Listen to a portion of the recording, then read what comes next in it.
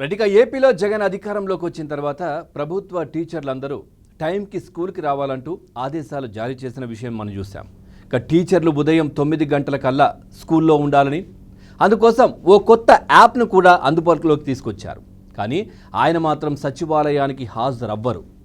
5 ఏళ్ల పాలనను ఆయన తాడేపల్లి ప్యాలెస్ నుంచే నిర్వహించారు. సాధారణంగా సీఎంగా ఎన్నికైన ఎవరైనా సచివాలయానికి వెళ్తుంటారు. అక్కడి నుంచి పరిపాలన సాగిస్తుంటారు.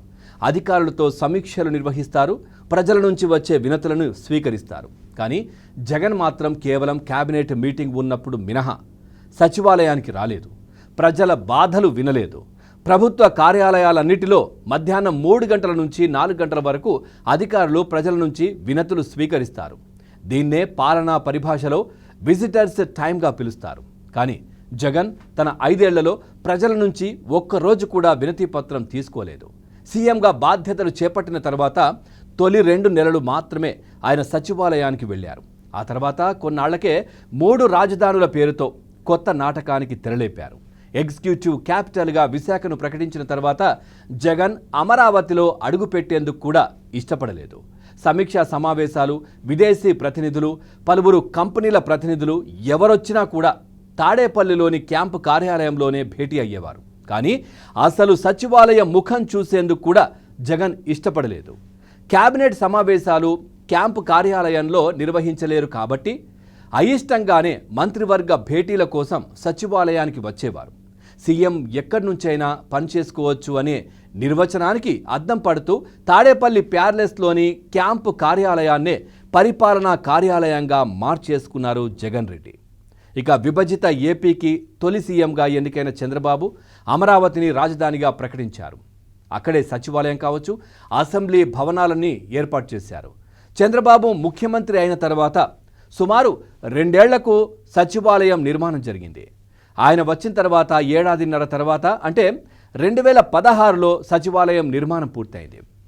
ఇక 2015 అక్టోబర్ 15న సచివాలయానికి శంకుస్థాపన జరగగా 2016 జూన్లో సచివాలయం ప్రారంభమైంది. ఇక అక్టోబర్ నుంచి చంద్రబాబు సచివాలయానికి వెళ్ళారు. ఆయన అమరావతి సచివాలయానికి మొత్తం 31 నెలల్లో దాదాపుగా 930 రోజుల్లో సుమారు 800 రోజులు వెళ్ళారు.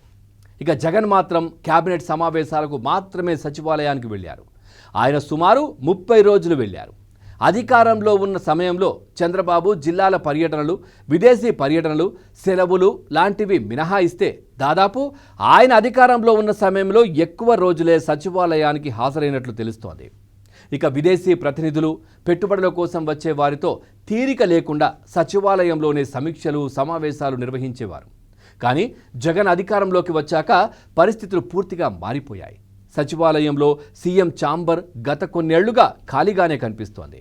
కేవలం మంత్రివర్గ సమావేశానికి రావడం, వెళ్ళిపోవడంతో సీఎం ఛాంబర్కు తాళాలు కూడా పడ్డాయనే విమర్శలు కూడా వస్తూ ఉన్నాయి. ఇంకోవైపు ఏదైతే అమరావతి ప్రాంతంలో రైతులు ఎక్కడ అడ్డుకుంటారో అనే భయంతో కూడా జగన్మోహన్ రెడ్డి అటువైపు కనిపించిన పరిస్థితి కనిపించింది. ఒకవేళ వెళ్ళినా ఏదైతే ఈ క్యాబినెట్ మీటింగ్లకు సంబంధించి వెళ్ళినా కానీ పరదాల మాటున ఇటు ఏదైతే క్యాబినెట్కి వెళ్తున్నటువంటి సచివాలయానికి వెళ్ళిన పరిస్థితి కూడా జగన్మోహన్ రెడ్డిది కనిపించింది. పూర్తిగా ఏంటిది అంటే అధికారులకు కావచ్చు, లేదంటే ఉద్యోగులకు కావచ్చు ఒక రూల్, మరి ముఖ్యమంత్రి కూడా ప్రజాప్రతినిధే కదా, మరి ఆయన కూడా సక్రమంగా పనిచేయాలి కదా, ఖచ్చితంగా కార్యాలయానికి సచివాలయానికి రావాలి కదా అంటూ కూడా ప్రజలు ఇటు విమర్శలు చేస్తున్నటువంటి పరిస్థితులు కనిపిస్తూ ఉన్నాయి.